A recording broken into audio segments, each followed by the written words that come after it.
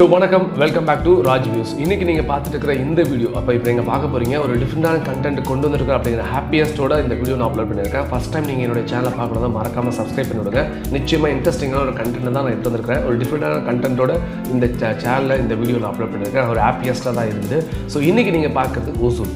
So Hosur market ஏரியாவை நான் வந்து கவர் பண்ணியிருக்கேன். அந்த மார்க்கெட் ஏரியாவில் நான் ஃபியூ கொஸ்டின் கேட்க போகிறேன். இந்த ஃபியூ கொஸ்டின்ஸ்க்கு யாரெல்லாம் கரெக்டான ஆன்சர் பண்ணுறீங்களோ இப்போதைக்கு நான் என்னுடைய ரெட் அண்ட் ப்ளூ ஹார்ட் தான் கொடுக்க முடியும். அடுத்ததாக ஃபியூச்சரில் நம்ம சேனல் மானிட்டைசிங் ஆச்சுன்னா பக்காவான கிவ்அவே கண்டிப்பாக பண்ண போகிறேன். உங்களுடைய வேல்யூபிளான கமெண்ட்ஸ் எனக்கு முக்கியமாக தேவைப்படுது இப்போதைக்கு.